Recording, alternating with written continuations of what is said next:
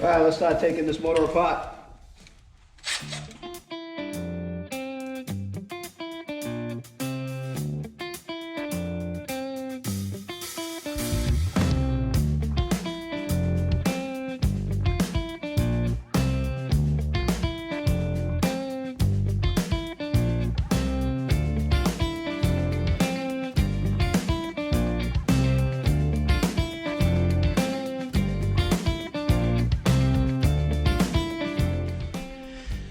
As we can see, we got water inside the engine.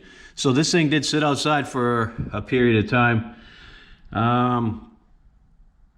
What a mess.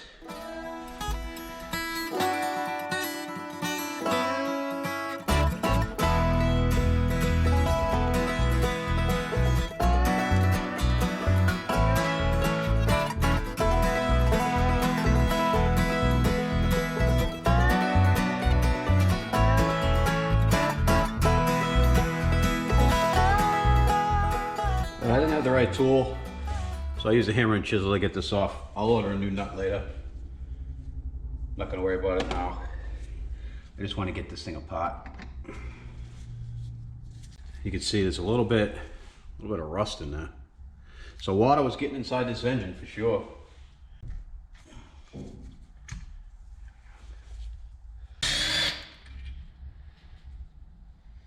Oof. That screw's bent. Lucky to get that out. This crankcase is going to be a disaster inside. That is without a doubt. This one down behind the balancer. Obviously can't get that out. The balancer is frozen. It won't spin because the crank has got it jammed. But it's loose. So you guys can see it's pretty loose. So we'll be able to, should be able to slide it out anyway.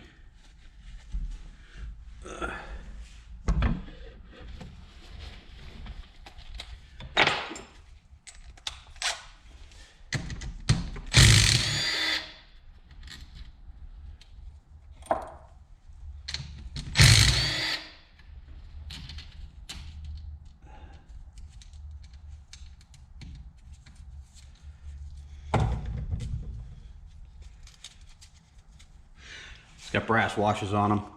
Just want to make sure I keep them together. And it looks like they had Loctite on them too.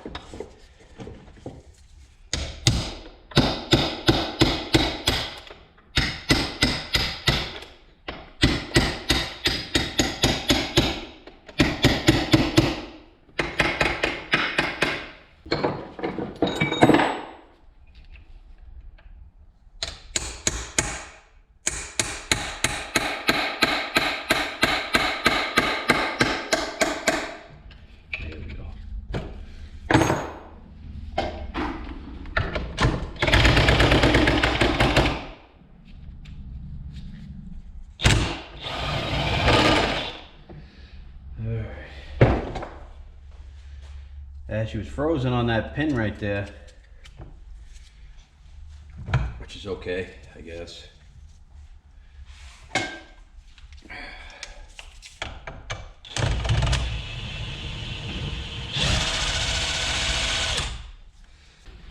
All right, guys, let's pull the case and see what we got.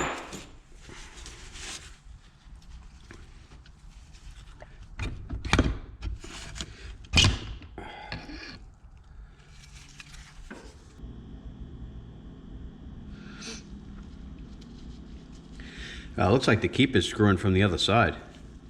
Huh, weird. Make sure I don't lose those. All right, the carnage is pretty bad here. And we got broken pieces of case. It's pretty bad. Let's see if we can get the piston off. Still won't move. Wow. We got a piece of connecting rod under here. Let me see if I can get that out. A pair of pliers. Put a pair of needle nose in there. Well, that's the bottom side of the connecting rod. Wow, she really wrote. These cases are junk. Wow. See if I can spin this. Got another piece of connecting rod right here. So I think I can get out. There's another piece of it. What else we got rolling around in here?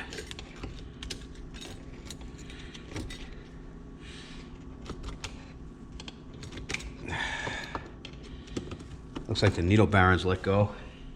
They're all over the inside of the engine too. See, will it turn yet? Nope, still not. She's still wedged in there pretty good. Let me see if I can tap that with a hammer. Get this thing to move a little bit.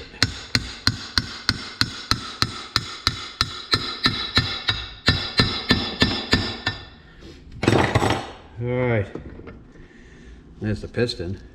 And we got pieces of Baron housing.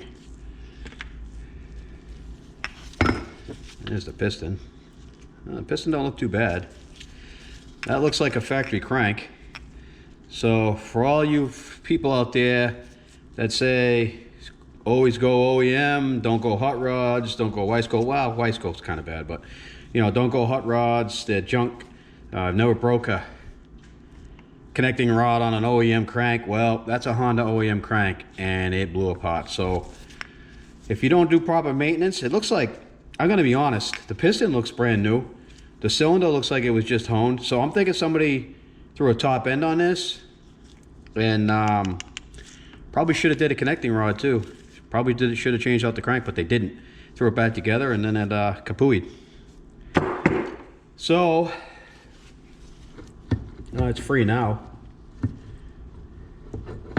She's spinning free now.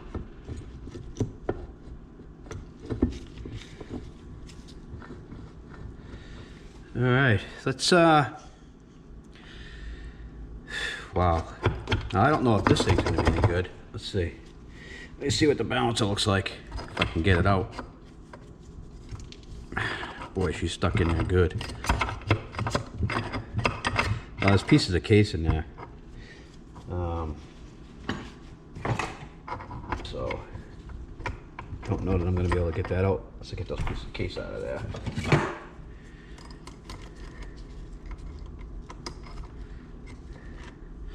One piece.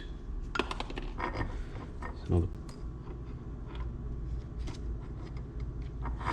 There it is. All right, coming out now. I don't know if this is bent, but I'm pretty sure that yeah, the gear looks like it chewed up a little bit on the end. I'm gonna have to replace this. That's what it looks like.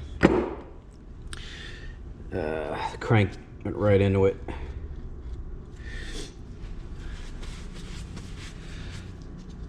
All right, so that's pretty much where we stand. Now push the oil pump out. And the oil pump looks good. Don't see any issues with that. We should be all right with reusing this. This looks pretty good. Let's throw that in the box for cleaning later.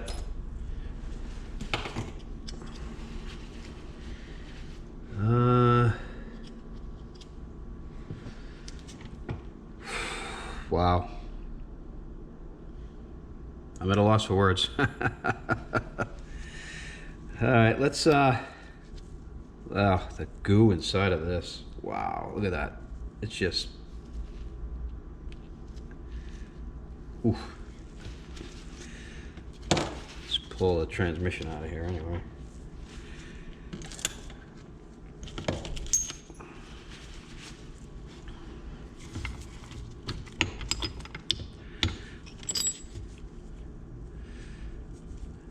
Transmission looks pretty good so far, first glances.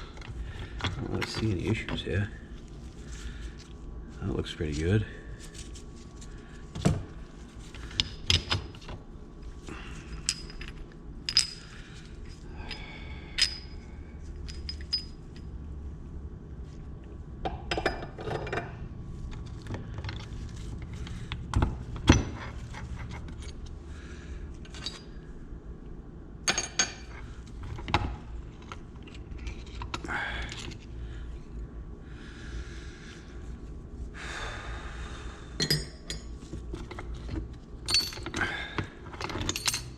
Man, it's just coming apart all over the place here.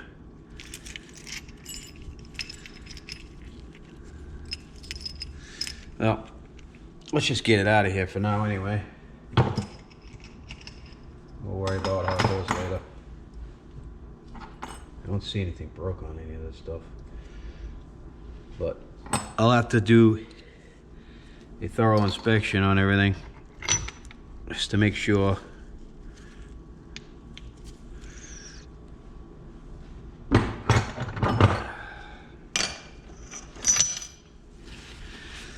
Yeah, there's a lot of stuff in here. Oof. It's bad. It's bad. I mean, I guess I really don't need to do anything else with this case because none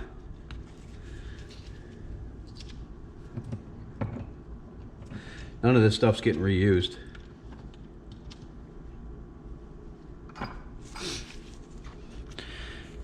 So,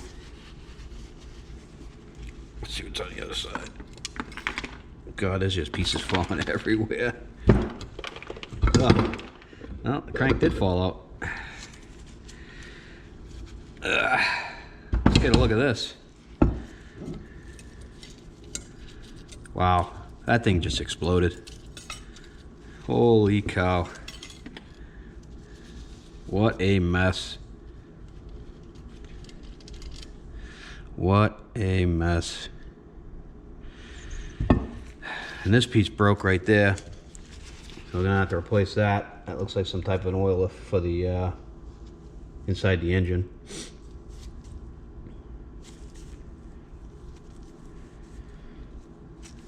Well,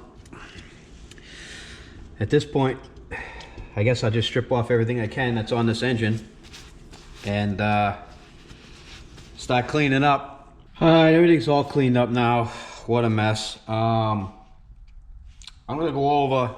I'm gonna go over a few of the things that I found out that happened inside the motor. So we see the crank. I cleaned the crank up so we could get a decent look at it, and this thing just exploded. You can see how the massive hit it took right there. So obviously the crank is no good, and we need a new one. And I'm gonna say that a hot rod replacement for this is probably going to be in the $350 to $400 range. So that's definitely one thing we got to get. The timing chain is another thing. If you guys remember, I had to cut it to get it off because I couldn't rotate the crank and there was too much tension on this, and I couldn't get it off to get the cam out, so I had to cut it. I planned on replacing it anyway, but it's another thing we need to replace. I got to replace the pivot bolt for the swing arm, so I need to get a rebuild kit for that. This guy here took a pretty massive hit from a piece of the crank, and I don't know. Seems like this is like a almost like a reed setup. It's part of the oil pump system, and maybe a one-way check valve or something. Anyway, it's not supposed to be broken and bent like that, so I'll need to replace that. The balancer, the shaft is bent. I don't know if you guys can see it, but it's got decent little bend to it, so I need to replace that. This little guy right here was inside the case near the crank, and it looks like it's some type of a oil feed. I think this feeds oil down outside the crank bearings. This broke, so I'm going to need to replace that. Obviously the piston and rings, we've already gone over that. You can see the crank, how she snapped. Amazing. Again, like I said, this piston looks like it's pretty new. Obviously we're not going to reuse it, but got to replace that. Now, the parts that I didn't know I needed to replace, the transmission. When the crank came through, let's see, I'll show you this one first. When the crank came through the case, it hit the transmission. So you can see right there, there's a pretty big gouge in that lug right there. And this gear is going to need to be replaced. You look at this gear here, and it's missing a piece of the tooth, as you can see there, and the lug took a nasty hit, and this lug's got some damage on it as well as that lug. It still slides a little bit, but if you look here, the snap ring broke. It's missing a piece of the snap ring, and the splines on this shaft are damaged, and this should go up and hit that snap ring, and it's not. So I need to replace this gear and this shaft, and I need to replace this snap ring right here. And I don't know if there's another snap ring here that's missing. I'll have to look at the assembly diagram to know for sure. Don't know what those parts are going to cost, but they need to replace this as well. And we need 2 new cases. So this is looking like a massive money pit. Let me compile a list and find out exactly what all this stuff is going to cost, and then we'll talk about it.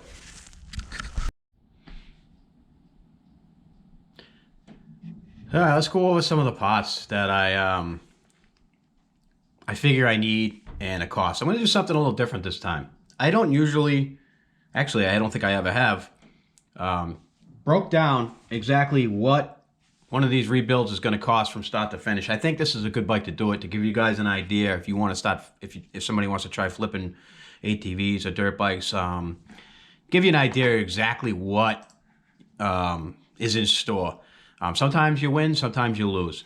I like to keep a spreadsheet on every single bike or ATV that I do, and that allows me to know exactly how much profit I'm going to make when I sell it, and how much the parts and the purchase of the piece of equipment, not equipment, but the purchase of the toy or the ATV or the bike cost initially.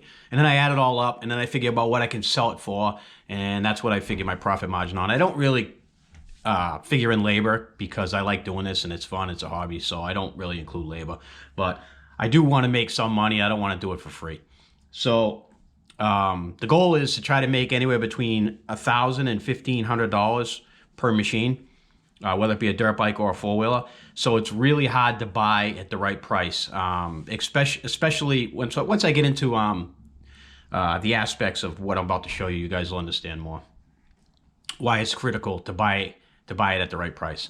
So as you can see down here on these lower tabs, all along the bottom, I have every bike that I have a file for every bike that I've ever made, not made, but every bike that I've rebuilt and sold.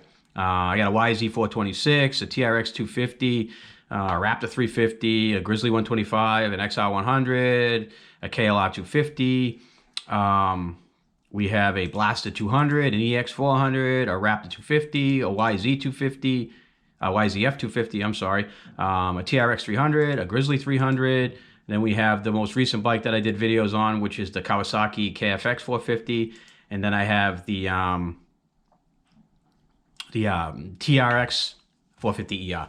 So what I want to show you now is I'm going to open up the file. This is just a file that I made for you guys to see. The other one is already all tabulated. I have all the background formulas on it. I guess I could show you guys how I do it with this particular bike. But first I want to show you the parts list. So this is the parts list that I came up with so far. I got it zoomed in pretty good. It's at a 210%. I don't know if you guys know Excel. Anyway, so you guys can see it really well. I bought this bike for 1,500 bucks. I think I paid too much for it, but it's worth more than that in parts. So I figured I couldn't go wrong. It does keep me in the realm of I need to kind of fix this thing for about $1,000 to $1,500, because these in my area sell from between, in the condition that this one's in, around 4,000, 3,500. So I'd like to keep it under 3,000 if I can. So the cost of the bike is here. It needs a couple tank bolts, $6. It needs a carb kit. I priced that out for 30. I got most of these prices from eBay, where I buy most of my stuff, unless it's an original factory piece that I can't buy on eBay. Then I'll go to podzilla.com. That's usually where I buy all my stuff from. Sometimes I'll get stuff from Rocky Mountain ATV, but not that often. So the carb kit's 30 bucks. Now the headlight, which is the Honda factory headlight, is about 150 bucks brand new. Used ones are probably around 100, 125. So, I mean, if I'm going to spend that kind of money, I'd buy a new one. I am going to try to actually not use the OME the original Honda headlight. I might try to go something else because I really don't like the way that headlight looks. More to come on that. Bike needs a taillight. The taillight's going to be free because I'm going to do cosmetic upgrades on my KFX 450R, and one of those upgrades is going to be changing out the headlight because the headlight that's on it, I mean not the headlight, I'm sorry, the taillight that's on it is an aftermarket taillight. It's like a clear plastic and I don't like the way it looks. So I ordered a black smoked red one, which I think will look better. So basically the taillight's going to be free because I'm going to use the taillight from that ATV and put it on this one. The timing chain, obviously I will never buy a Chinese timing chain. So it's a Honda factory chain and it's about 75 bucks. The gasket set, full engine gasket set's about 60. Vertex is usually what I get. I like those gaskets. Spark plug, about 8 bucks. Piston and rings, 150 bucks. I'll go with a Pro X. I like Pro X better than Wiseco. The crank, I'll probably get a Hot Rods crank. I'm figuring 350 bucks. It might be more, but that's what I'm figuring. The oil filter is free. Spark plug again, 8 bucks. Let's get down to the left case side. I found one on eBay, and it was in an auction, and I ended up getting it for 86 bucks, and that included shipping. That's a pretty good deal. It is used. I didn't see any defects in it. I'll inspect it really close when I get it. But I was pretty excited about getting that so cheap. I found a new right side case for about 300 bucks. There's 2 or 3 of them on there, and they were hovering around the $300 mark. I want to try to wait and see if I can find one cheaper. That's kind of a big price to pay for one side of the case. For any of you guys out there that think these things are machined in pairs, they're absolutely not machined in pairs. They never were, and they never will be. When you buy case halves from Honda, they're sold as halves, not as a match set. So all you guys out there that think these are machined and you gotta keep them together, that's totally false. Fake news, the whole 9 yards. They are not machined in pairs. You can mix and match whatever you want, as long as they're compatible with the bike you have. The positive ground wires and stuff, they're free. I got to replace those battery terminals going to the starter and the solenoid and all that. They're just really hacked up. But I have a bunch of wire here, so that won't cost me anything. I need a spark plug boot. That boot does not stay down inside on the spark plug. I don't know what's the matter with it. They use RTV to keep it there. Of course, 12 bucks for a new boot. I'll just buy a new boot. Swing on bolt, I found those on eBay. I think they're probably Chinese knockoffs, but it's just a nut and bolt. And as long as it's, 8 rated, it's fine. Or I should say grade 8 bolt-ish, it'll be perfectly fine. Swing on bearing kit is all balls. I think it's all balls. That's 50 bucks. We're gonna buy that. I need the bushings anyways. I shouldn't say the bushings, but the spacers, because I had to cut those and they wouldn't come off the bolt anyway. Transmission. This is where the price starts going up. So 3rd gear is damaged, and Podzilla wants 85 bucks for 3rd gear. 5th gear is also damaged, and they want $78 for that.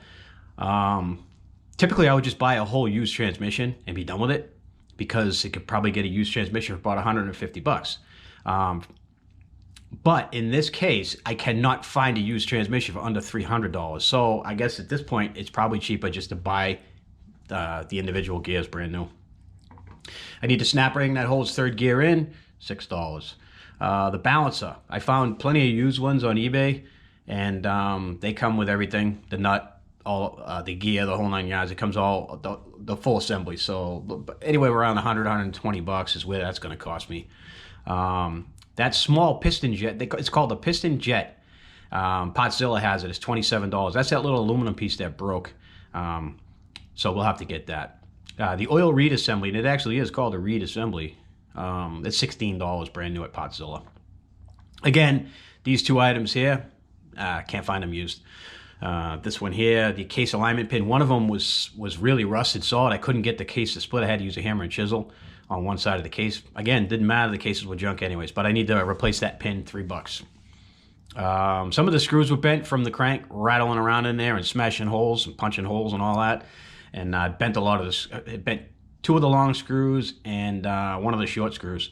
So I have to get 3 new screws, and it's about 15 bucks. They're about $5 a piece. A chain, I'm figuring probably 40 bucks for a chain. Countershaft seal kit, another $30. That would be an all balls item as well. Engine bearing set and seals is about $300. Gives you all the bearings and all the seals. I want to check the bearings. The bearings is still in the case that I got, that $85 case or $86 case.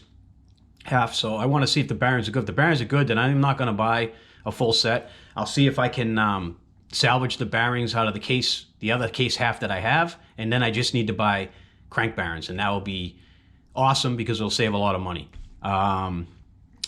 The washer for the main trans shaft, I didn't see it in there. I don't know if it got damaged, broke, what have you. It's $3. I'm going to replace it anyways just to be safe. And then I need the main shaft in the transmission. That was the one where the splines are damaged, and that's another $115. So the transmission is what's really putting this thing over the top. I didn't anticipate having to buy transmission parts, but at this point, I really don't have a choice. So the total with parts and the cost of purchasing the TRX is, I'm going to be into it for like $36.50. That'll put me in, if I get $4,500 for it, it's going to give me $1,000 profit. Again, that's at the low end of what I'm looking for, and most likely I'm going to have to buy a couple of more things before it's all said and done. So I might be down in the $500 profit range, and that's if I get $4,500 for it, and that's a big if. So then we got the pot out, and I just did you know, what a lot of people do is when they blow these motors up, because they don't want to be into it for, let's say you minus the 1,500 here, you're talking $2,000 in pots. People aren't going to want to dump $2,000 into a ATV that's 10 years old. Actually, this is more than 10, it's 12 years old. So what they do is they pot it out, and I don't blame them, honestly. So I figured that to my pot out costs. So I figured the cam and the cam housing is probably worth 250 bucks. And these are prices I got off of eBay for people that are selling the same item. The head is in really good shape. I'll rebuild it. I'll lap the valves in. I'll clean it all up. I'll put new valve seals in it. I could probably get $450 for that head. The cylinder is worth about 50 bucks. I'll slap a hone in it. It's worth 50 bucks. It's got the standard bore. Tires and wheels, I could sell those locally for a couple $100. The shocks, those shocks are really sought after for anyone who has a 400EX. They like to put those reservoir front shocks on their 400EXs to improve the suspension. So those are an easy sell. I know I'll sell those quick. The plastics are worth what? A couple $100. They are the white plastics, which are not as common as the red. So I'm sure I could sell those pretty quick locally. The seat, it's an aftermarket seat. That's worth about $100. The airbox, $75. The subframe, $75. The handlebars are aftermarket. Fat bars, those are worth $50. The rear axle's worth $100. There's nothing wrong with it. The swing arm, that's worth $150. The carburetor is worth $100. The exhaust is worth $100 because it has an aftermarket pipe on it. Nerf bars are worth $50. So that totals up to $2,300. If you minus the cost that I paid for the ATV, I made $800. So this is the dilemma. This is where you have to really sit down and think about it, because at this point right now, if I was to pot this thing out, I'm going to get more than $2,300 in pots, because this is only just a handful of pots. There's so many other pots on there that I could sell. But just off that one list of pots, the ones that I know will sell right away, I'm going to make $800 in profit just off potting it out. Where if I fix this thing and get it running and driving and all that stuff, I might only make $500 profit. So I stand a chance to make about $1,500 to $2,000 profit if I pot this thing out. Problem is, I got to sell it, I got to list it. It's time. It takes up space in my garage. I don't know if I want to do that. I do like the idea of saving this and getting it running again and sending it off to a new home. So I guess I'm gonna rebuild this anyway, but I wanted to show you guys exactly what my thought process is and when I pick these things up and when I buy them, and what I have in mind for flipping them, basically. So yeah, that's it. So I'm not gonna make a lot of money on this. I might even break even. There's a possibility that I might keep this one for my wife and sell her Raptor 250 and keep this one. I got a pretty good deal on a Raptor. I think I only got like $1,200 into it, and I could probably sell it, maybe $1,500. I could probably sell it for $3,000. So I can make a profit selling that one, and then even if I break even on this, my wife will get a nice upgrade. So that's where I'm at. Let me show you one of my actual spreadsheets. This is one of my actual spreadsheets. Now I actually put the pot out on here just to for me to keep in mind, but this is how I tally it up. I put the cost that I find on an average. Okay, now this TRX was originally, he wanted $2,200 for it. I got him down to $1,500. So I'll put the original cost of something and then the actual purchase price. And I'll do that too with free stuff. So if I get something that's, I haven't updated this yet, but if I get something that's free, I will put it down on here as the cost I find relative on eBay, and then I'll say free. So I'll tally the cost that it would cost your average person and the cost that it, what it cost me, and then I'll say, okay, this is my selling price, and then this is my total profit, and the calculations are done behind the scene with formulas for anyone who knows Excel. And this is basically what I do. I do this on every single one that I buy, and every time I buy a pot, I add it to the list and I put it on here so I keep track and I don't forget about what I spent on something. And that's pretty much it. So I hope this helped you guys out. Maybe, maybe not, I don't know. But it helps me. It really helps me keep track of everything that I'm doing. Parts-wise and build-wise. Again, I don't keep track of my time, but I do keep track of everything that I buy. So I guess at this point, we'll call this the end of video 2. And stay tuned for video 3, 4, 5, 6. I don't know how many more are going to come on this TRX, but there'll definitely be more to come. Hit the subscribe button if you want to watch more. If you like what you saw here, if this actually, if you actually learned something or if this is useful to you, let me know in the comments. Give me a thumbs up, and all that stuff. I'd like to thank you guys for watching. Thank everyone who's already subscribed. I want to thank everyone who gives me comments. A lot of your comments help. I've been helping other people with questions as well, and I enjoy doing that. So I'll see you guys in the next video.